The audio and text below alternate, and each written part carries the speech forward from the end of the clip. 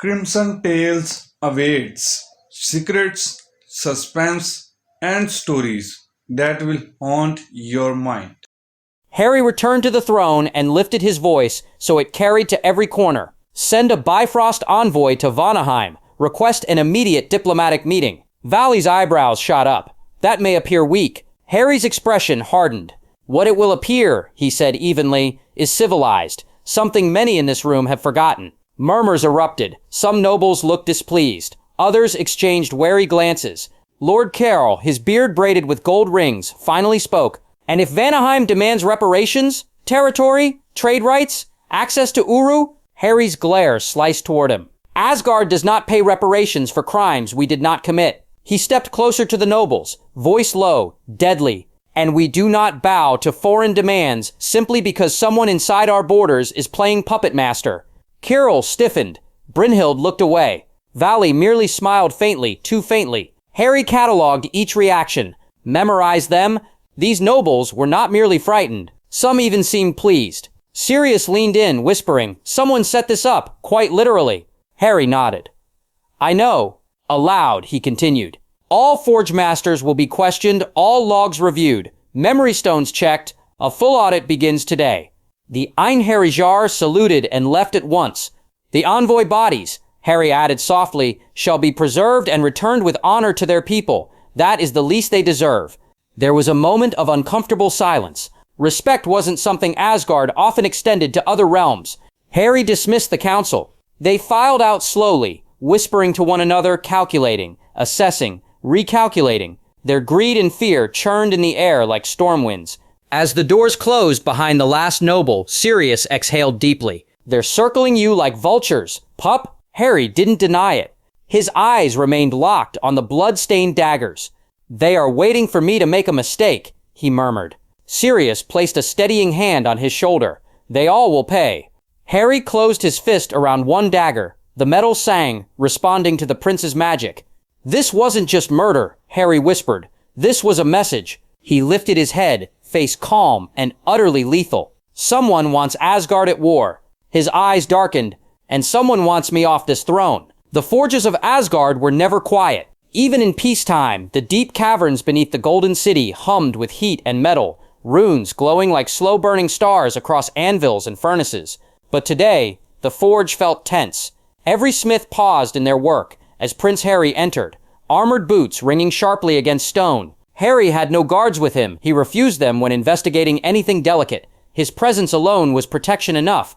The senior forge master, Asa Eldrun, bowed deeply. His beard was white as frost, his hands calloused from 1,000 years of hammering. "Your Highness," Eldrun rasped, "I heard about the envoys." Harry didn't waste time. "They were killed with weapons forged in this very hall, your hall." Eldrun's face tightened. "I saw the daggers brought by the Einherjar. They bear my mark, yes, but those blades were forged long before your birth, my prince." Harry stepped closer, lowering his voice. "Eldrun, we both know someone wants a war between Asgard and Vanaheim. I need truth, not excuses." The old smith swallowed. "As the gods are my witness, I did not sell those blades recently." Harry's eyes narrowed. "Then when?" Eldrun reached for a glowing memory stone embedded in the wall. With a gentle tap, runic light flooded the chamber, projecting records written in old-fashioned script. "These daggers were part of a batch I forged. Ah, here." His finger hovered over an entry. 1,140 years ago, during the Dark Elf War, a set of 200 assorted close combat weapons. Harry frowned. "Who bought them?" Eldron hesitated, his face creasing with embarrassment. "My prince, that is the problem." Harry's blood ran cold. "No record? Not even realm affiliation?" Eldron shook his head slowly.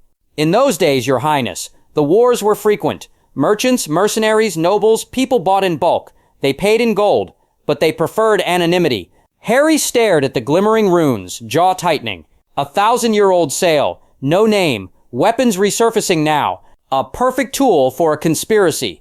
"Are you certain no one else forged weapons identical to these?" Harry asked quietly. "Every smith has a signature pattern. My prince," Eldrin said. "The dagger's balance and runic channels are unmistakably mine." Harry sighed, rubbing his temples. "So someone from Asgard, one of our own, kept those weapons stored for a millennium." Sirius, standing silently in the corner, finally spoke. Someone who's been planning for a very long time, or someone who inherited the stockpile? Harry nodded grimly. Which means a noble house, one old enough to have possession of relic weapons, one powerful enough to smuggle them, one desperate enough to start a war to gain advantage. Eldrin met Harry's gaze with ancient sorrow. I fear so, Your Highness.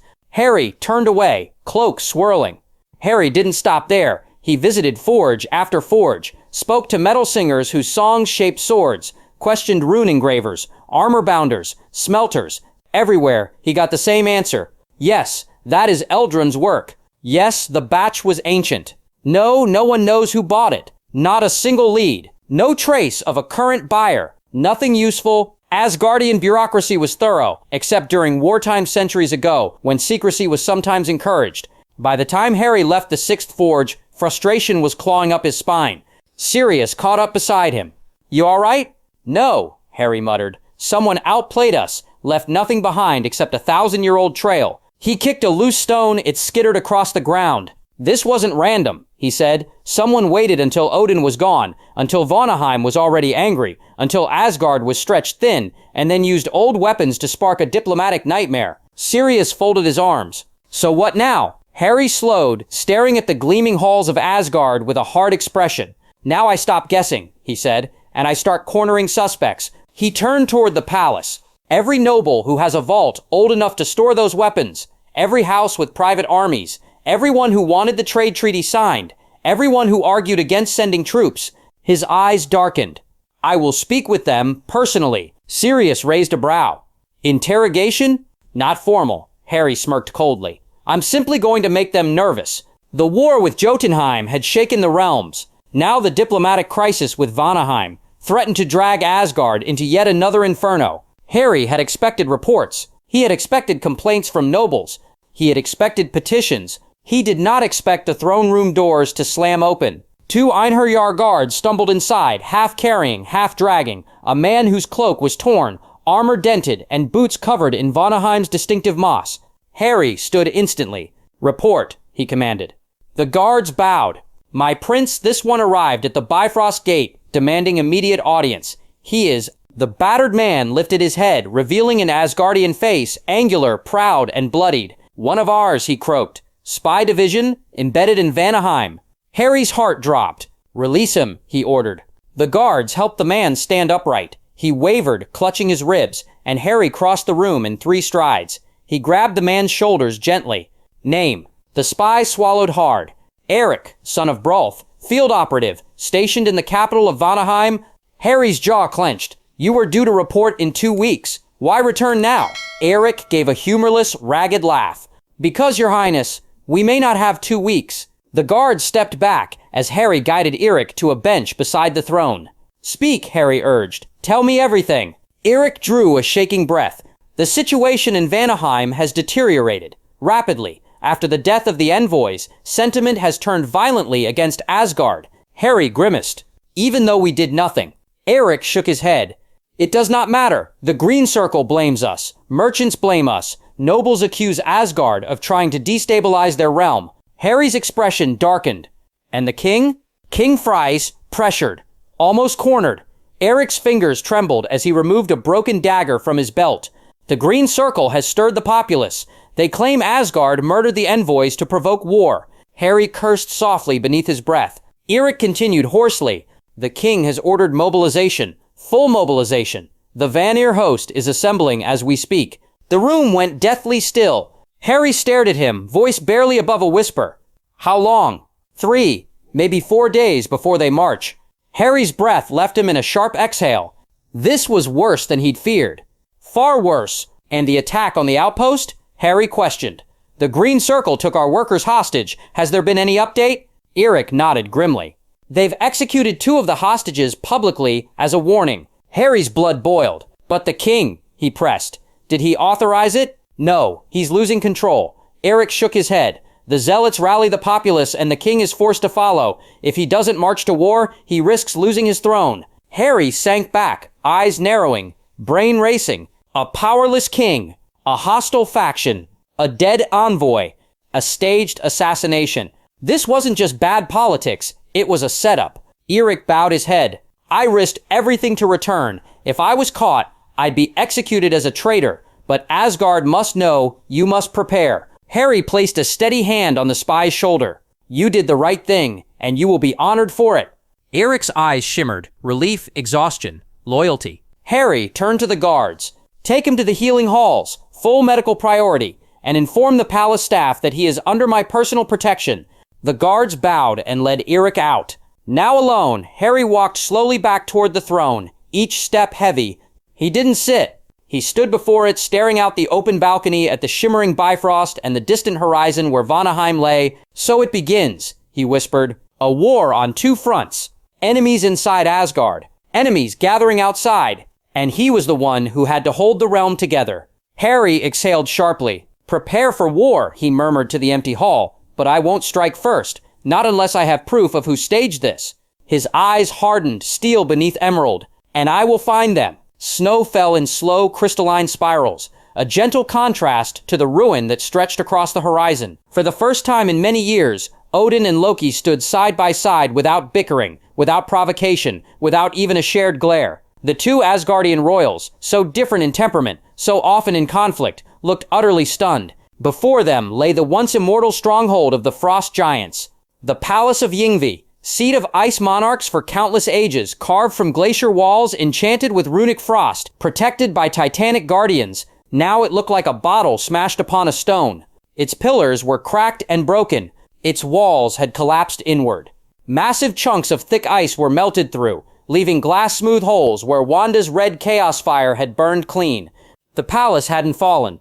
It had been bowed beneath a force far beyond the Frost Giants' reckoning. Thor whistled under his breath, stunned, speechless. Loki's voice emerged first, soft and disbelieving. By the Norns, she did all this alone. Odin did not speak immediately. The All-Father stepped forward, boots crunching over fractured ice, the wind tugging his cloak behind him. He stared long and hard at the destruction, at the artistry of the devastation. Lightning scars burned deep into the ground. Entire towers had melted like wax. The once invincible ice gates reduced to ash. His brows lifted, his one eye gleaming with something between pride and bruised dignity. At last, Odin murmured, I understand why the boy is unbothered by any of us. Thor nudged Loki sharply. Did you see the way the Frost Giants ran? I swear I've never seen them drop their weapons so fast. Loki, who normally would have mocked Thor's exaggeration, said quietly, This is not a woman one provokes. Odin huffed, half amused, half resentful. It seems Harry inherited his mother's talent for ignoring danger. Thor grinned, or running toward it. Loki smirked, or starting it. Despite himself, Odin laughed, short, low, defeated in a kingly sort of way. You know, Loki said, leaning close as though sharing a scandalous secret, she has reshaped the battlefield more efficiently than even Thor's finest storms. Thor placed a hand dramatically over his heart. Brother, I'm hurt. Odin's expression sobered as he turned back to the ruins. Wanda Black, he said quietly, has changed the tide of this war. He did not like admitting it. Every syllable mildly bruised his pride, but he spoke the truth. Before she arrived, the Frost Giants had rallied allies from savage tribes, rogue mercenaries, and remnants of ancient enemies who still bore grudges against Asgard. Their numbers were far too great, their ambush tactics brutal, their territories endless stretches of unforgiving cold. Even with Thor and Loki leading separate fronts, Asgard had been struggling. But then Wanda came, and the battlefield had changed. In a single night, with her arrival, Asgard no longer fought for survival. They dominated. Loki folded his arms, surveying the slaughter. After this, I doubt the Frost Giants will ever attempt a frontal battle again. Thor nodded grimly. They've already abandoned their capital. Their armies retreat further north every day. They will return, but only to negotiate. Odin exhaled deeply, the frost of his breath swirling in the air. And they will come soon. Laufey may be arrogant, but he's no fool. He now understands that Asgard cannot be challenged, not while that woman stands with us. He paused. But I do not take pride in this manner of victory. This war must end quickly. Loki lifted an eyebrow. Why the sudden rush, father? Odin's jaw tightened. Because Asgard is vulnerable. Thor frowned. Vulnerable? Asgard is the Golden Realm. The Palace Guards. The Palace Guards, Odin interrupted sharply, are all that remain. The prince froze. Odin continued, voice dropping. Harry commands only the palace defenders, the noble houses refuse to send their armies, some lords are planning coup, others whisper treason, others plot to seize land and influence. The wind howled. Thor's stomach turned cold. Loki straightened, sharp-eyed. Someone is moving behind the scenes. Odin nodded grimly. I must return to Asgard immediately. End this war, restore order, and discover which of the nobles dares to conspire under my nose. He glanced once more at the palace ruins. And I must thank the Scarlet Witch properly. Her intervention saved thousands of our warriors. Loki snorted. Perhaps you should start by not calling her that to her face. Odin grunted. Yes, perhaps. Thor tapped his hammer against his palm. Then we move swiftly. No delays. Laufey will come to us begging terms, and if he does not, then we shall drag him by his beard to the negotiation table. Loki smirked. Ever a diplomat, brother. Together, the three turned away from the ruined capital. Behind them, the shattered towers glittered beneath the cold sun, silent testimony to Wanda's power and the end of the frost giant's pride. But even as Odin marched toward the Bifrost beacon, his thoughts were not on victory. They were on Asgard, on the throne Harry held alone, and on the dark hidden hands pushing the realms toward chaos.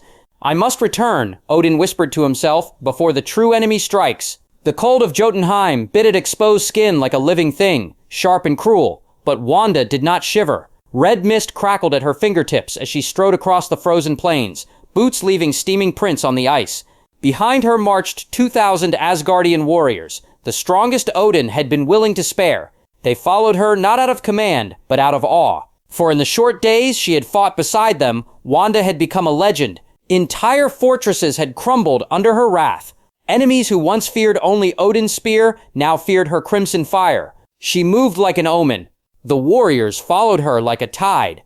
And yet, despite the terrifying power she wielded, Wanda's mind was not on the frozen land before her. It was on Harry. Every night, while the warriors rested, Wanda whispered the mirror call and watched her son's face materialize in shimmering glass. And every night, Harry smiled that stubborn, overly calm smile that both reassured and terrified her. I'm fine, Mom. I promise.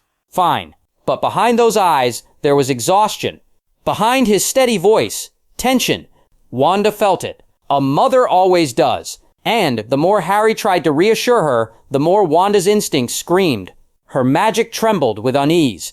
Now, as she led the army north, her voice was a low whisper the wind carried away. Please be safe, Harry. Wanda had wanted to leave the battlefield the moment she heard about the assassination of the Vanir envoys, a murder framed on Asgard, a blow struck directly at her son's throne. Her first instinct had been simple. Go to him. Protect him. Destroy anyone who came near him with ill intent. But Odin had stopped her. He had placed his hand on her shoulder and said, with more gentleness than she expected, Wanda, if Harry is to become king one day, he must learn to stand alone when shadows gather. You can strike down armies, but he must learn to strike down plots. Author's note. Politics turn deadlier than war as Harry uncovers a centuries-old conspiracy pushing Asgard towards chaos from within. With enemies steering Vanaheim and Wanda rewriting battlefields in frost and fire, the storm closing around the throne has only just begun. She had clenched her fists until red sparks bled from her fingertips. But he is my son, she had whispered, and I know what political daggers can do to a boy who trusts too easily. Odin's voice had softened further. He is strong. You raised him strong. Do not deny him the chance to prove it. So she had stayed. Not willingly. Not happily. But because Harry needed to grow. Yet the ache inside her never left.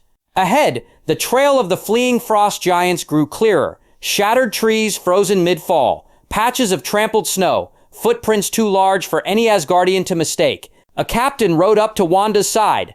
Lady Wanda, he said respectfully, we are closing upon them, but they scatter into smaller packs in these lands. Jotunheim hides them well. Wanda's eyes glowed faintly red. They cannot hide from me. She raised her hand, and the chaotic magic unfurled like a red storm. The ice cracked. The wind shifted. The world whispered. Thousands of flickering visions lanced across the landscape. Echoes of the frost giants' fleeing steps, illusions of their breaths lingering like ghosts. Wanda's voice came out cold. They ran north, 3 leagues, into the ice caverns beneath the ridge. Their king is with them. The warriors blinked, stunned. No tracking spell in Asgard worked like that. No seer could see through Jotunheim's enchanted frost. But Wanda was not a seer. Wanda was chaos incarnate. She pointed toward the distant ridge. "Ready your weapons," she commanded. "We finish this." The warriors roared their approval. As they marched, Wanda called Harry again through the enchanted mirror at her waist. She whispered his name once, twice. He appeared, sitting in Odin's throne room, surrounded by scrolls. "Mum, you're still awake?" Her voice trembled. "Are you safe?" "Safe enough," he answered, but something in his eyes flickered. A brief shadow of fear or uncertainty. It cut through Wanda like a blade. She wanted to tear open a portal then and there, but she forced herself still. "Listen to me," she whispered. "I will come back soon. Until then, trust no one except Sirius and the palace guards. Understand?" Harry nodded. "I understand." She saw the tension in his jaw, the way his hand lingered near the throne's armrest, the way torchlight cast him not as a boy, but as a young king burdened too early. She swallowed. "I love you." He smiled, small, tired. "I love you too, Mum." The mirror dimmed. Wanda turned back toward the ridge, and her magic flared with renewed fury. If ending this war required turning half of Jotunheim into glass, she would do it, because every moment she spent here, Harry faced Asgard's vipers alone. The frozen horizon trembled beneath the weight of marching armies. Odin walked at the front of the Asgardian host, Gungnir in hand, his armor frostbitten yet gleaming like a burning star against the endless blue-white world. Thor and Loki followed at his sides, flanked by thousands of warriors ready for another clash. Their boots hammered the tundra. Their breaths steamed in the cold. And ahead, looming larger with every step, the frost giant host approached. Thor frowned deeply, tightening his grip on Mjolnir. "There," he murmured. "Laufey leads them himself. This will be no small skirmish." Loki smirked faintly. If they wish to negotiate, they have an odd way of showing it. Odin lifted Gungnir high. "Prepare yourselves," he commanded. His voice echoed like thunder rolling across the frost. Asgardian swords hissed out of sheaths. Shields rose. The army fanned out in formation, ready to clash. But then, when the two armies stood so near they could see the steam of each other's breath, King Leoel suddenly slammed his massive war spear into the snow. The ice cracked under the weight. The sound carried across the plain like a drumbeat. He raised both hands into the air, palms open. A gesture no frost giant made lightly. A gesture rarely seen in any realm. Surrender. The Asgardian front line stopped in disbelief. Thor blinked. "Am I seeing things?" Loki, for once, looked genuinely stunned. "They're surrendering before a strike is thrown." Odin lowered Gungnir slowly, suspicion tinting his one eye. "King Laufey," Odin shouted, voice ringing over the ice. "Why do you lay down arms? Why march here only to kneel?" Laufey stepped forward, massive footsteps booming like falling boulders. "We are defeated, Odin All-Father," he said, voice cracking with something between shame and fear. "Jotunheim will fight no more." The Asgardians murmured, bewildered. Odin's voice sharpened. "If defeat is accepted, why not remain in your palace? Why come marching to my feet?" Laufey inhaled deeply. His breath turned into swirling frost clouds. "Because," he said, "I do not trust the woman who destroyed my palace." The battlefield stilled. Even the wind seemed to pause. Laufey continued, voice trembling. "She has power beyond anything we have ever seen. Chaos burns in her veins. She crushed my towers as easily as one crushes ice beneath a boot." He shook his head, shoulders sagging. "If I remained in the ruins of my hall, she would have slain me before I could speak my surrender." Thor muttered under his breath, "That's true." Loki murmured, "Well, she did vaporize 2 battalions in a single blast." Laufey raised his arms higher. "I have come here because I fear her wrath more than I fear your spear, Odin. I fear that if I gave her any reason, that she would wipe my people from this realm entirely." For a long moment, Odin said nothing. Then a slow, grim smile curved at the corner of his mouth. "So that is why you march," Odin said, "not to negotiate, but to surrender before the Scarlet Witch finds you hiding in the ruins." Laufey nodded once. And then, one by one, 2 by 2, dozens by dozens, the frost giants knelt, entire battalions dropping to one knee, spears cast aside, foreheads bowed to the ice. The Asgardians erupted into cheers, weapons raised, voices thundering with triumph. Thor lifted Mjolnir, roaring in victory. Loki smirked, understanding now the true reason behind the frost giants' fear. And Odin raised Gungnir high, calling the battlefield to silence. This war, Odin declared, is ended. And far to the north, where Wanda hunted the last remnants of Lafay's fleeing warriors, her chaos magic flickered, as though she felt the realm finally bending its knee. There were realms in the 9 realms where even kings hesitated to step. Helheim was one of them. A land without sunlight, without warmth, without time, a realm that swallowed sound and hope with equal hunger. And yet, under shrouded cloaks and flickering ward lanterns, Lord Valley, Lord Carol, and Lady Brynhild, followed by 13 of the most dangerous magical practitioners in all 9 realms, crossed the borders of life and death. They walked down the ancient stone causeway, a path that had not known footsteps for centuries, toward the iron gates of Helheim. Helheim was nothing like the fiery, violent Muspelheim, nor like the frozen brutality of Jotunheim. It was worse. The air was cold, not a physical cold, but a cold that pressed on the spirit, sucking out joy, dulling thoughts, numbing will. Pale green mist hovered everywhere, drifting like lost souls searching for memories they had forgotten.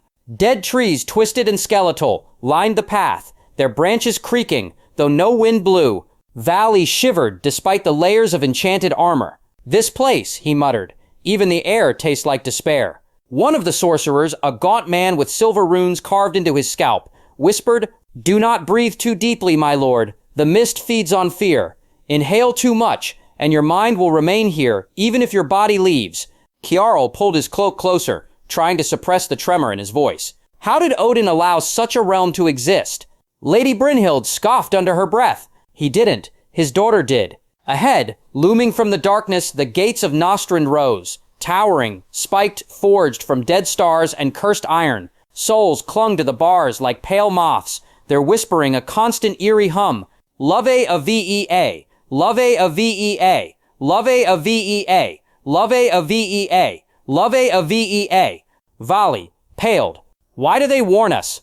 One of the sorcerers answered in a hollow voice, "Because none who enter go without being marked by Helheim, and none who disturb its ruler leave unchanged." Kiarl swallowed hard, but stepped forward. "Open the gates." The 13 practitioners raised their staves and pressed glowing runes against the iron. Blue flames erupted, runes twisting, magic grinding against magic. The gates groaned, screeched, and slowly parted. From the darkness beyond, a presence stirred. The path led into the dead palace of Hell, an ancient structure made of black stone and bone, lit by ghostly green torches. The vaulted ceiling disappeared into swirling shadows, and the walls were covered with runes of death and binding. At the center stood a throne carved from a single gargantuan skull. Upon it sat Hela, goddess of death. Her form was still sealed by Odin's ancient enchantments, heavy dark chains glowing with golden runes, binding her wrists, ankles, and throat. Her armor was cracked yet regal, the remains of a fallen queen. Her hair flowed like ink in water. Her eyes were open, cold, unblinking, watching them. "Visitors," she whispered, her voice sharp as ice on glass. "I have not had visitors in centuries." Even the boldest sorcerer trembled. Valley stepped forward, though fear stiffened his spine. "We come on behalf of Asgard." Hela smiled, slow and terrible. Carol's voice cracked. "We seek your return." Return. Hela leaned forward, chains rattling. "My father cast me down, bound me with his own hands. And now, after centuries, the children of the traitorous nobles call for me." Brynhild bowed. "Asgard needs a true ruler. Odin is away at war. His chosen heir is a child. The nobles plot, the realms rebel. And you think I will solve this for you?" Hela hissed. "You who carry Odin's blood-stained lineage in your lungs?" The 13 practitioners lifted their staves, chanting under their breath, weaving the spell meant to break Odin's ancient bindings. Hela tilted her head, amusement returning. "Ah, so that is why you brought them. You think them strong enough to break Odin's chains." Valley stiffened. "We found the strongest spell weavers in all 9 realms." Hela smirked. The air trembled as the spellcasters chanted, runes spiraling through the air, glowing blue, silver, and red. The palace floor cracked under the strain. The first shackle glowed, shuddered, then split in half. Hela inhaled sharply. The temperature dropped. The torches flickered violently. The second shackle snapped, releasing a surge of necrotic energy so powerful, Valley staggered backward. "Careful," the lead sorcerer shouted. "Her power will surge with each restraint broken." Chains shattered one by one, with thunderous cracks, with bursts of death magic, with the echoing laughter of the goddess beginning to regain her strength. Finally, the last chain broke, and Helheim itself seemed to hold its breath. Henla slowly rose from the throne. Her full height was imposing, elegant, terrifying. Her armor reformed around her with living shadows. A crown of blackened bone reappeared upon her brow. Her eyes glowed an eerie emerald. She stretched her fingers, and the souls embedded in the palace walls wailed in response. Valley, trembling, bowed low. "We have freed you. Queen Hela, will you now come to Asgard? Will you claim the throne that should have been yours?" Hela stepped forward. Every footstep echoed like a hammer striking a coffin lid. "Take me to Asgard," she said, her smile widening unnaturally, beautifully, monstrously. "Let us see what pathetic chaos Odin has left behind, and who dares call himself king." The nobles exchanged triumphant looks. Hela whispered to them, voice soft as poisoned silk, "And let us see how many of you survive my gratitude." The air above Helheim cracked with ancient power as the Bifrost's swirling light tore through the sky. For a moment, the bleak realm, silent, colorless, frozen, was bathed in impossible radiance. Hela narrowed her eyes against the sudden brilliance. Light, warmth. She had not seen either since Odin cast her down. The nobles behind her, Vali, Kjarl, Brynhild, and the trembling 13 sorcerers watched in a mixture of awe and terror as the rainbow bridge descended like a celestial spear. A figure shimmered into view within the Bifrost's beam, the Heimdall substitute, a young guardian temporarily assigned while Heimdall served at the northern front. He held Hofund with shaking hands, barely containing the surge of magic. "Bifrost is ready," the guardian stammered. "You may step through." Hela smiled. "Ah, to be welcomed once again as royalty." Her boots touched the bridge and the Bifrost screamed. Light warped. The air twisted. Magic recoiled. The bridge, an ancient living conduit of Yggdrasil, recognized her, and it remembered fear. Hela inhaled deeply. The energy tasted like home. "Take me to Asgard," she commanded. The guardian swallowed, lifted the sword, and the Bifrost erupted. Far north in Jotunheim, where snowstorms drowned the world in white, Odin was standing with Thor and Loki beside the ruins of Laufey's palace, reviewing surrender terms. And suddenly, everything stopped. Odin's spine stiffened as if struck. His eye widened. His breath froze in his chest. Thor turned instantly. "Father, what is it?" Odin's hand clenched around Gungnir. Magic crackled across the spear like lightning. Odin's voice came out low, consumed by dread. "The enchantments I placed on Helheim," he swallowed hard. "They are breaking." Thor paled. "Breaking? Impossible. No sorcerer alive can undo your magic." "They did not," Odin said grimly. "She did." Loki's eyes narrowed. "Who?" The wind howled through the ruins, carrying shards of ice like knives. Odin closed his eye, pulling deeply on the ancient well of his sight, tracing the threads of magic interwoven through the cosmos. He felt it clearly now. The shudder of ancient runes collapsing, the roar of death magic rising, the pulse of a dormant star waking. "What have they done?" Odin murmured. "What fools have dared release her?" Thor stepped forward, expression hardened. "Father, who are you talking about?" Thunder rumbled without clouds. Odin's voice was cold as the grave. "Hela is already in the Bifrost." Light bent violently as Hela traveled through the Bifrost, her presence warping the ancient corridor. The dead green aura around her clawed at the walls of cosmic light, leaving fractures like spiderwebs of shadow. The nobles behind her stumbled, barely remaining conscious. "My queen," Vali gasped. "Your power, it is overwhelming." She didn't bother looking at him. "Of course it is." As the bridge neared Asgard, Hela extended her arms. The magic around her pulsed, reacting like a living thing, eager to reclaim its throne. "Asgard," she whispered. A smile slow, razor-sharp, hungry spread across her lips.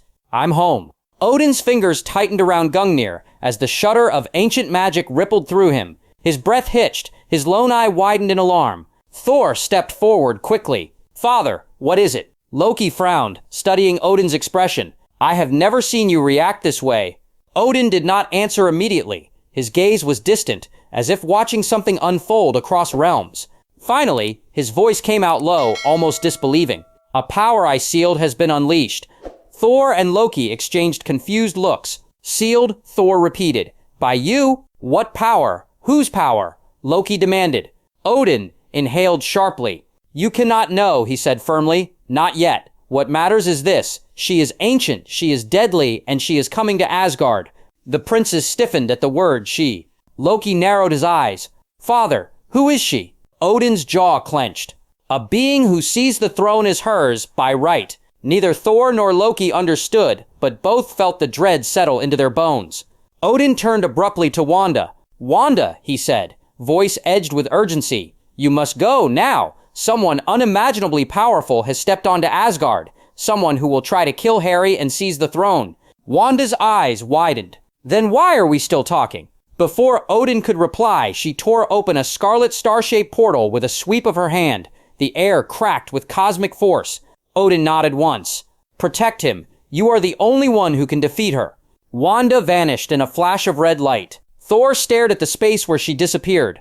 Father, who is she protecting Harry from? Odin did not meet his eyes. That, Odin said quietly, is a truth I hoped would never be reawakened.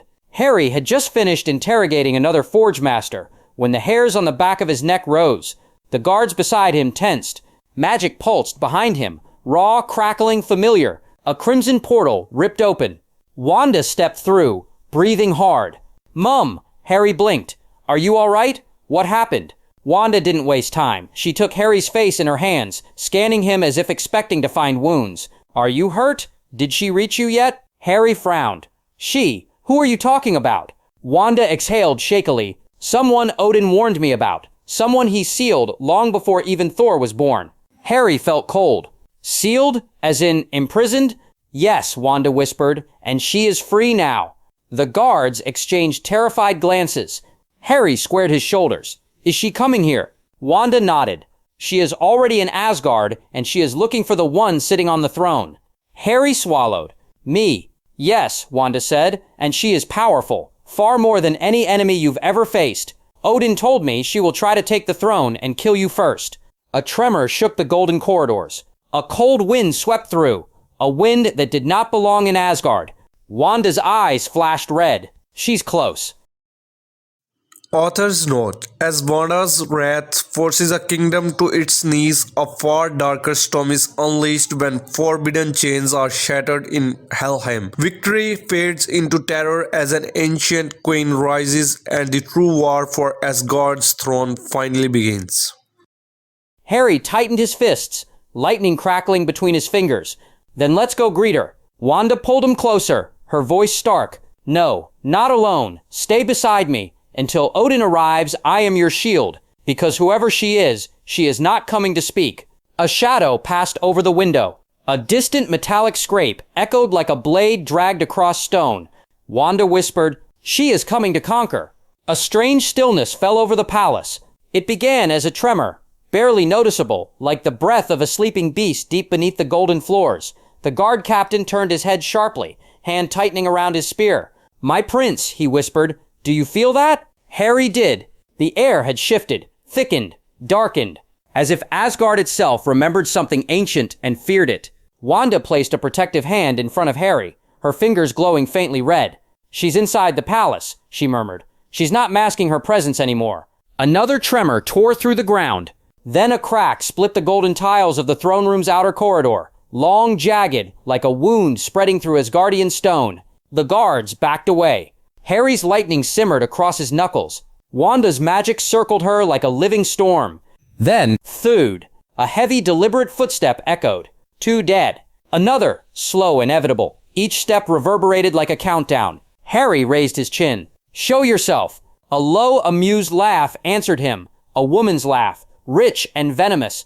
Then the shadows peeled apart, and she emerged. Her silhouette appeared first, elegant, tall, wrapped in black armor that shimmered like obsidian.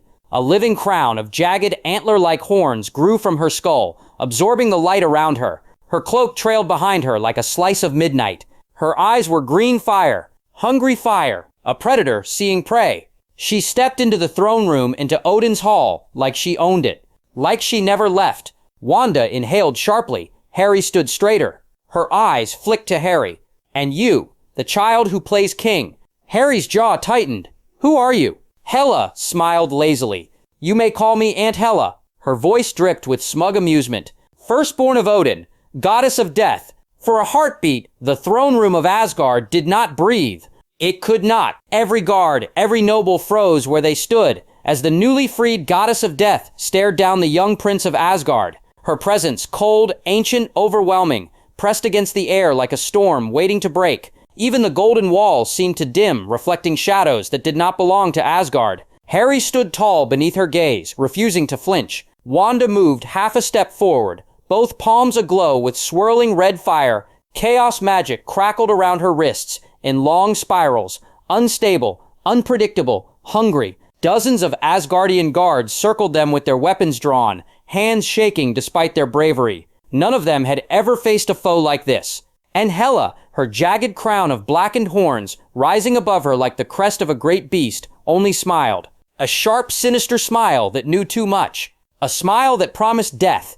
Harry broke the silence first. "So you are Princess Hela," he said, voice steady even as tension swirled around him. "The goddess of death." Hela tilted her head, amused. "You say that name like it's a storybook legend. I thought you were dead," Harry admitted honestly. "No one ever mentioned you alive. Not once. Dead." She let out a low, mocking laugh. "Tell me, little prince, why would you think I died?" Harry met her gaze head on. "Because no one speaks of you. Not grandfather. Not grandmother. Not father. Not anyone. I assumed you fell during the conquest of the 9 realms. There are no statues, no songs, no accounts in the public archives." Hela's smile sharpened. "And yet you know my name." "I went deeper into the library," Harry said. "Much deeper. There's a whole section, sealed, dusty, hidden behind illusion barriers, all filled with scrolls about you." That froze her. For the first time, Hela's expression flickered, surprise, quickly masked. Harry continued, "I read about your battles against the frost giants, against the dark elves, your strategies, your victories, your strength. They were some of the best inspirations for my own training." Wanda blinked at him, then stepped closer and hissed softly. "Just for Harry to hear, you never told me that." Harry shrugged faintly. "I didn't think it mattered." Wanda turned to Harry, suspicion in her eyes. "If all that is true, how come Thor and Loki know nothing about having an older sister?" Hela's eyes flickered, anger and something deeper, before she smoothed her expression. Harry answered before she could. "Because Father was never a reading person, and Uncle Loki, he only reads magic scrolls. If it isn't about enchantments or illusions, he doesn't touch it. They probably walked past the archives 1,000 times and never looked." Wanda looked back at Hela again, watching for her reaction. Hela laughed. Not cruelly this time. A genuine laugh, low and disbelieving, as her thorn-like crown began to melt and shift. The jagged black antlers receded into her skull, becoming long, dark hair that flowed like a river of midnight down her back. She revealed the face of a queen, regal, proud, shockingly beautiful. "Well," Hela said softly, almost to herself, "Father sealed away everything about me, except in the one place he never expected anyone to look."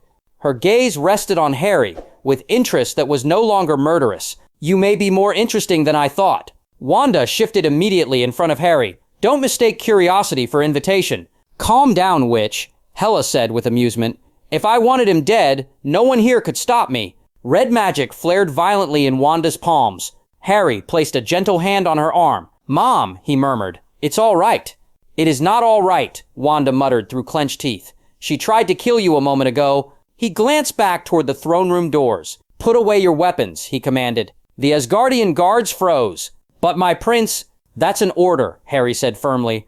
Slowly, reluctantly, swords and spears lowered. All eyes then turned to Wanda. Her flame did not extinguish. "Mom," Harry said softly. Wanda's jaw tightened. For several long seconds, she refused to move, her red energy swirling like a living creature around her fingers. Finally, with visible reluctance, she let the flames die, but her eyes never left Hela. Hela smiled at the display, deeply entertained. My, she said. "Such devotion, such fire. You must be delightful on a battlefield." Wanda glared back. "You'll never find out." "Oh, I hope I will," Hela whispered. Harry cut between them. "You asked earlier how I know of you," he said. "So how about you see it yourself?" Hela arched a brow. "Oh? Let me show you the library," Harry said. For the first time, Hela's composure cracked. Not with rage, but something dangerously close to nostalgia. "Very well," she murmured. Harry turned and walked toward the palace halls. Hela followed him, steps silent and smooth, her long dark hair flowing behind her. Wanda moved as Harry's shadow, staying less than an arm's length from him, every instinct on alert. And the guards parted like water before the three of them, terrified, confused, uncertain whether they were witnessing a peace talk or the beginning of Asgard's next great war. The library of Asgard was vast enough to make even gods feel small. Golden pillars rose to the ceiling like the trunks of living trees. The scent of aged parchment and magical ink hung heavy in the air. The glowing runes etched into the shelves flickered faintly as Harry walked past, guiding him toward a wing few dared to enter. Hela kept pace beside him, her expression unreadable. Harry stopped before an arched doorway carved from dark stone. Unlike the rest of the palace's gleaming gold, this section felt older, untouched for eons. "This is where I learned about you," Harry said quietly. He pushed open the heavy door. The room inside was dim, lit only by enchanted orbs that pulsed gently. Scrolls lay stacked in towering shelves, and ancient books bound in leather so old it had cracked lined the walls. Hela stepped inside. Her breath caught. The bookcases were filled with records of the conquest, the great war in which Asgard had claimed the Nine Realms, handwritten accounts, battle strategies, military journals, diagrams of magical weapons long forgotten, and woven into many of them, her name. There were descriptions of her armies, of her wolf, of her single-handed victories on battlefields soaked with the blood of frost giants and dark elves alike. Hela traced her fingers along one of the cracked spines, her hand trembling slightly. "These records, they are older than the palace itself," she murmured. "Before Father rewrote history." Harry watched her carefully. She pulled a book from the shelf, a thick battle journal written by an Asgardian general who had fought beside her. In it were detailed accounts of her strategies, her power, her unmatched ferocity. But no drawings, no portraits, no statues, just words. Hela's jaw clenched. "Not even a sketch," she whispered. "He erased my face, but not the fear I inspired." She closed the book and began walking through the aisles, her voice low and sharp. "Odin replaced every painting, every mural, every record of our conquest with his peaceful age propaganda." Harry followed her down the corridor as she moved, almost gliding toward the grand hall adjoining the library. When she reached the far wall, she stopped. Once, this hall had been a tapestry of Asgard's might, but now the murals showed Odin raising his spear in diplomacy, Odin making peace, Odin blessing children, Odin restraining armies. Hela's eyes darkened. "And this," she hissed, "is the lie he built his throne on." Her hand rose. Black shadows spun around her fingers, twisting and condensing into a long blade, the necrosword. It pulsed like a beating heart. "Watch closely, little prince." She threw the sword. It shot upward, slicing into the ceiling with the scream of rending stone. A thunderous crack echoed as a great section of the golden roof collapsed. Gasps erupted from the guards in nearby corridors. But as the dust cleared, Harry saw what Hela meant. Beneath the modern roof lay the old one, hidden, preserved only because Odin hadn't bothered to destroy it, just bury it. The ancient ceiling was painted in sweeping strokes depicting the true conquest of the Nine Realms. Hela at the forefront of a massive battlefield, riding atop a colossal wolf whose teeth dripped with magic. Odin beside her, not as a wise king, but as a ruthless warrior, striking down frost giants with Gungnir blazing like a star. Armies clashed beneath them. Fire and ice collided. The sky burned red. It was magnificent. It was terrifying. It was truth. Hela stared up at it with an expression Harry had never seen on her, an expression raw and unguarded. Pain. "This," she whispered, "was my life, my legacy, my right, and he buried it because it frightened him." Her voice broke on the last word. Before Harry could speak, a voice rang from behind. "Hela!" Queen Frigga stood at the entrance, her eyes wide with shock. "Hela," she whispered, stepping into the hall. "By the Norns, you're alive." Hela turned slowly, her face hardening back into the cold mask she wore like armor. "Alive," she said sharply, "despite your husband's best efforts." Frigga's expression softened with sorrow. "We believed you lost." "Odin lied," Hela snapped. "He buried me along with the truth." Wanda appeared at Harry's side, protective, her gaze flicking between Hela and the broken ceiling. The tension became razor sharp. Frigga swallowed, looking at Harry. How did she escape? Harry hesitated. Hela answered for him, voice like ice over steel. "Your charming nobles broke my chains. They wish to use me as their weapon, their puppet. They think I am desperate for a throne." She laughed coldly. Frigga's eyes widened further. "Harry, this is dangerous." "I know," Harry said quietly. "But running won't solve this. I need to understand what grandfather hid. And I intend to show you," Hela said, turning back to him, eyes glowing. A gust of shadow swept around her. Harry felt as though on instinct that this was only the beginning. The shattered ceiling of the grand hall still rained dust as Harry, Wanda, and Hela stepped away from the exposed mural of conquest. Hela folded her arms, her emerald eyes glowing faintly. The jagged crown of shadow flickered above her head like a living thing. So, she drawled, fixing Harry with a look that was half amusement, half challenge. Shall we go deal with your little noble problem? The rats who freed me thinking I would be their blade? Harry shook his head. No. Hela raised a brow, genuinely surprised. No, a coup against you isn't worth your attention? Harry walked to the exposed mural, studying the painted carnage, as if seeing Asgard's history for the first time. It is important, he said quietly, but not compared to what's happening elsewhere. Vanaheim has mobilized. There's an army forming as we speak, and they're marching toward Asgard. A hum of interest rose from Hela's throat. Ah, war. Her smile widened, slow and predatory. Now that is something worth my time. Wanda stepped closer to Harry, her hand brushing his arm protectively. Harry ignored the ripple of magic forming around his mother and continued. All-Father and the main Asgardian army, busy in Jotunheim, or cannot return in time. Then we are all that stands between Asgard and a Vanir invasion. Hela tilted her head. Then it seems I arrived at precisely the right moment, she smirked. I have been dreadfully bored, you know. No armies to crush, no realms to conquer, no one to remind who the goddess of death is. Wanda's fingers sparked with red magic. Hela's eyes flicked toward her, amused. Harry stepped between them before the air could ignite. Aunt Hela, he said firmly, I will not send you alone. Afraid I get killed, she teased. Afraid you won't stop killing, Wanda snapped, stepping forward, energy swirling around her like a crimson storm. Hela's eyes gleamed. And who are you to dictate what I do? I am called the Scarlet Witch, Wanda said, and the one who will accompany you. A long, tense silence stretched. Then, unexpectedly, Hela laughed. A sharp, dangerous sound. Oh, this will be entertaining. Wanda raised her chin. The Vanir are not frost giants. They will use nature magic, illusions, battlefield traps, and I will break them, Hela said simply. Harry exhaled slowly. He knew this pairing was the only logical choice, and the most terrifying. Aunt Hela, he said, meeting her gaze squarely. I need your help to fight the Vanir army, but I also need you restrained. Hela blinked. Restrained? You cannot destroy Vanaheim, Harry said, or slaughter innocents, or ignite a war that affects all 9 realms. We need a controlled victory, not annihilation. For a moment, Harry wasn't sure if she would strike him. But instead, Hela smiled, a thin, cold, dangerous curve of her lips. You speak to me like I am a weapon.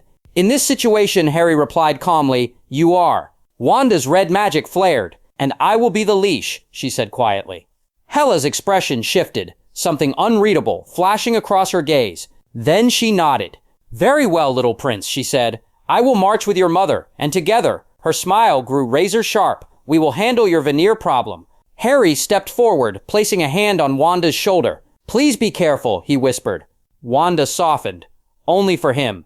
I will, sweetheart. Hela conjured 2 swirling portals, one black as death, the other crimson where Wanda's magic intertwined with it. Let us go, Hela said, before Vanaheim thinks Asgard has grown weak. Wanda stepped into the portal, crimson cloak flaring. Hela followed, shadows rippling around her like wings. The portal snapped shut. Silence returned to the hall, heavy, foreboding. Harry exhaled shakily. Behind him, frightened murmurs spread through the guards. The goddess of death had gone to war, and the Scarlet Witch walked beside her. If Vanaheim didn't fear Asgard before, they had no idea what awaited them now. Author's note. Truth buried for centuries rises as Harry faces the goddess of death, not as a monster but as a forgotten heir to Asgard's blood-stained legacy. With Wanda beside Hela on the battlefield, the coming war won't be won by armies alone, but by unleashed legends. The ruined palace of Jotunheim stood like a broken crown upon the frozen plains. Once, its towering spires of enchanted ice had glimmered beneath pale starlight, unassailable and proud. Now they lay shattered, fractured by Asgardian might, scarred by war and hollowed by loss. Frost clung to the wreckage like mourning veils, and the wind carried the echoes of battle long after the fighting had ceased. Odin stood at the center of the great courtyard, Gungnir planted firmly against the ice. Around him gathered the surviving Asgardian warriors, bloodied, exhausted, grieving. Their armor bore deep gouges. Many leaned upon their weapons just to remain standing. Funeral pyres burned at the edges of the battlefield, their flames fighting against the eternal cold. Across from them knelt King Laufey of Jotunheim. The once proud ruler of the frost giants looked diminished, his armor cracked, one horn broken, frost-stained blood streaking his pale blue skin. His warriors knelt behind him in rigid silence, weapons laid upon the ground in surrender. Laufey lowered his head. "We are defeated," he said hoarsely. "Jotunheim yields. I will sign any treaty you place before me, All-Father. Tribute, territory, restrictions, name them." A murmur rippled through the Asgardian ranks. Anger, grief, hatred. One of the captains stepped forward, his voice shaking with barely restrained fury. "My king," he said, bowing to Odin. "With respect, this creature ordered the slaughter of our people. He attacked our miners unprovoked. He sent assassins. He turned his armies loose upon us, knowing full well what it would cost." Another voice rose. "So long as Laufey sits upon the throne, Jotunheim will always see Asgard as its enemy." Several warriors struck the ice with their weapons in agreement. "Death for Laufey! End the bloodline!" "Justice!" Laufey did not look up. Odin closed his eye.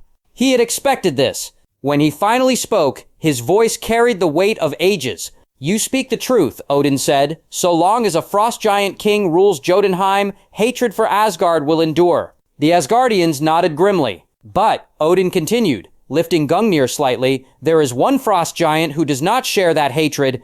The murmurs quieted. Even Laufey's head snapped upward. Odin turned and looked directly at Loki. Loki stiffened. Thor frowned. "Father!" Odin raised his hand, silencing all. "This war was never just about territory," Odin said, "nor pride. It was born of a lie, one I allowed to stand for too long." He stepped forward, boots crunching over the ice, and stood between Asgardian and frost giant alike. "Long ago," Odin said, "during the last great war between our realms, I found a child here." Laufey's eyes widened. "A frost giant infant, too small for their standard," Odin continued, "abandoned, left to die." Loki's breath caught. "I took that child," Odin said quietly, "and brought him to Asgard." A stunned silence fell over the courtyard. Thor turned sharply to Loki. "What?" Odin placed a hand upon Loki's shoulder. "That child," Odin said, "is Loki, my son." The world seemed to stop. Laufey staggered forward, disbelief etched into his features. "No," he whispered, "that is not possible." Odin met his gaze unflinchingly. "He is also your son." Shock rippled through both armies. Loki stood frozen, green eyes wide, his entire world cracking beneath his feet. "I am a frost giant?" he asked, his voice barely audible. "Yes," Odin said, "by blood, by birth." Thor stared at his brother, thunder rolling faintly around him. "You're my..." Thor swallowed. "You're my brother." Loki laughed once, sharp, broken. "All this time," he whispered. "All this time." Laufey fell to his knees completely now. "My child," he breathed. Odin lifted Gungnir, its tip glowing faintly. "Here is my decree," Odin declared. "Laufey, your reign ends today." Laufey bowed his head. "Jotunheim will not be ruled by hatred," Odin continued, "nor by vengeance." He turned to Loki. "Loki Laufeyson," Odin said, "by blood of Jotunheim and by oath of Asgard, do you accept the mantle of King of the Frost Giants?" Every eye turned to Loki. The silence stretched. No one in either army had expected the truth to wear such a face. The revelation did not explode across the battlefield. It did not arrive with thunder or fire or the clash of weapons. Instead, it spread slowly, quietly, like a crack crawling through ice that had held firm for centuries, a fracture that could no longer be ignored. Prince Loki of Asgard, a frost giant by birth. Among the Asgardian ranks, the silence was suffocating. Warriors who had stood shoulder to shoulder through blood and frost now exchanged glances filled with disbelief, confusion, and something colder still. Whispers passed from helm to helm, not loud enough to be challenged, but too sharp to be ignored. That explains it. He was never like us. He never fought with honor. Asgardians were born into a culture of open strength. When confronted with a problem, they met it head-on with blade, hammer, or fist. Courage was loud. Valor was visible. Weakness was something to be broken or burned away. Loki had never fit that mold. He had been clever where others were brave, patient where others rushed, observant when others charged, where Thor embodied the thunder of Asgard. Loki had always been the shadow behind it, The pause before action, the question before certainty. For centuries, many had mistaken that for inadequacy. Now they wondered if it had always been something else entirely. Odin stood unmoving at the center of the ruined courtyard, Gungnir resting lightly in his grasp. His single eye swept across both armies, not with pride, not with triumph, but with a weariness earned only by gods who had ruled too long. With a deliberate motion, Odin lifted his spear. The glamour shattered. It was not violent, but it was unmistakable. Loki gasped as ancient magic unraveled around him, threads snapping one by one. His skin paled, shifting from warm Asgardian gold to the cold blue of Jotunheim. Frost traced faint lines along his arms and jaw before settling into stillness. His bones realigned with a dull ache, his frame thickening just enough to betray the truth of his blood. He was not as massive as the frost giants who surrounded him. Not as towering, not as monstrous, but he was undeniably one of them. The frost giants reacted instantly, low murmurs rippling through their ranks like distant thunder beneath ice. He is too small. He does not carry the strength of a king. He does not look like us. Their expectations had been shaped by centuries of brutal tradition. A frost giant king was meant to be overwhelming, a mountain of ice and fury, a warlord whose power could crush dissent before it formed. Loki was none of those things. He was lean, calculated, still, a blade hidden beneath silk rather than iron. Laufey, kneeling before Odin, lifted his head at last. His eyes widened, not with anger, but with something far more dangerous, recognition. "My son," Laufey breathed, his voice barely carrying through the frozen air. The word struck Loki harder than any weapon ever could. Son. For a fleeting moment, the battlefield vanished, replaced by questions he had never been allowed to ask, by a lifetime of feeling out of place, of being tolerated but never fully accepted, by centuries of searching for meaning in shadows, while standing beside gods who shone too brightly. Odin did not soften his voice. "This is your heir," he said, addressing the frost giants as much as the Nine Realms themselves. Accept him or accept annihilation. There was no threat in his tone, only certainty. The frost giants understood that language well. One by one, they lowered their heads, not in loyalty, not in reverence, in survival. Loki felt it settle upon him like chains made of ice. This was not a crown earned. This was a throne enforced. He closed his eyes briefly, then straightened his spine. Whatever storm churned within him did not reach his face. When he opened his eyes again, they were steady, sharp, intelligent, and cold enough to rival Jotunheim itself.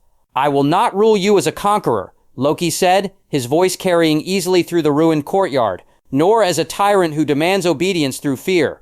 He turned slowly, addressing the frost giants first. "I will give you something rarer than victory," he continued. "I will give you survival without submission, a future where your children do not die screaming beneath Asgardian weapons."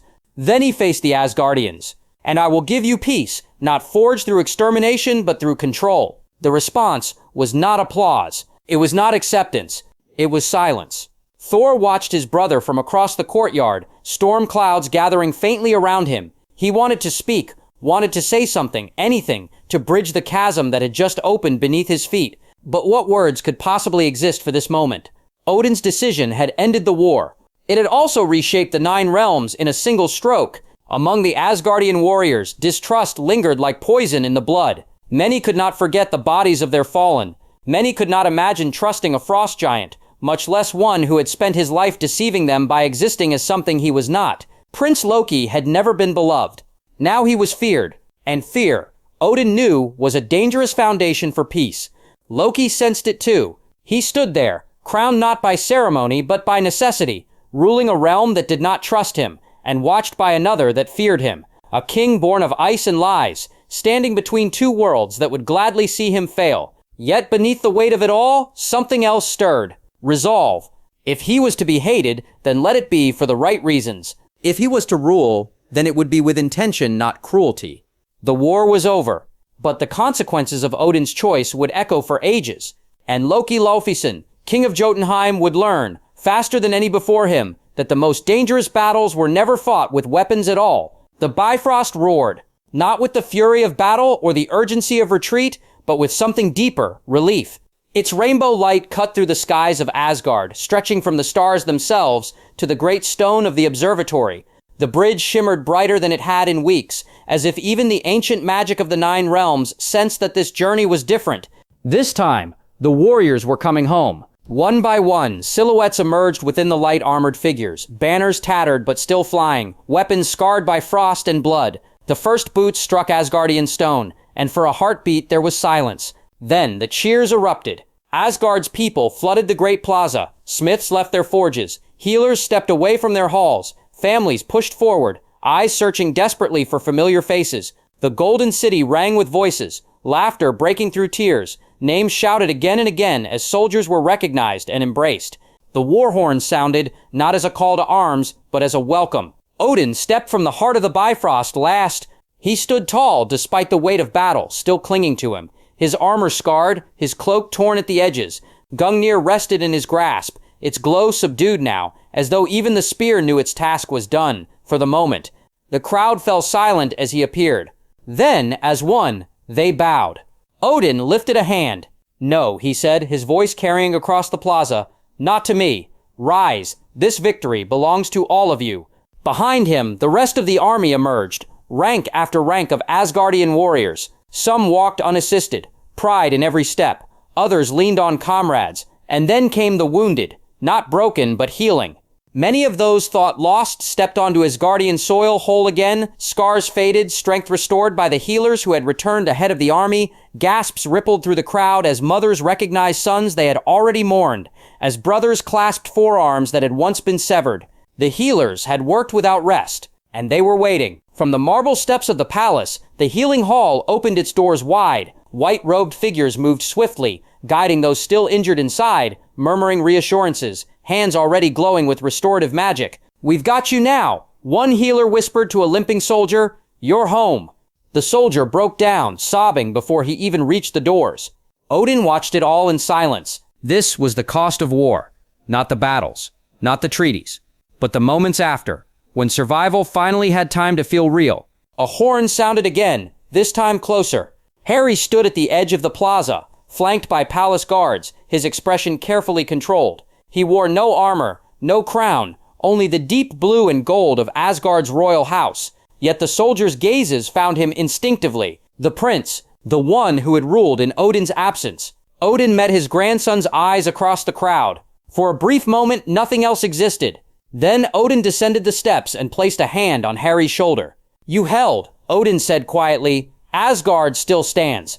Harry nodded. "So do you." Odin allowed himself the faintest smile. Around them, stories began to spill forth like floodwaters finally released. A group of warriors gathered near the fountains, laughing as they recounted how a frost giant had slipped on his own ice and taken 3 of his comrades down with him. Another circle formed around a healer, a soldier animatedly explaining how he'd been dragged from the battlefield only to wake up days later already healed, convinced he had died and gone to Valhalla early.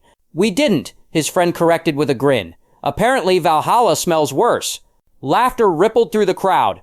Even the guards relaxed. The dead were honored as the living were celebrated. Names were spoken aloud, not as losses, but as legacies. Banners bearing fallen sigils were raised beside the living ones, their colors catching the light of Asgard's eternal sky. As the sun dipped lower, the city transformed. Tables were dragged into the streets, barrels were cracked open, music began, soft at first, then bolder as the night wore on. Veterans and new recruits alike shared food, drink, and silence, where words were unnecessary. Author's note: Truth shatters kingdoms as Loki's bloodline is revealed, and a war ends not with death but with a crown of ice and consequence. While Asgard celebrates survival, the 9 realms are quietly reshaped by a peace built on fear, legacy, and a fragile resolve. This chapter closes, but the darkness is never gone. Join us again on Crimson Tales.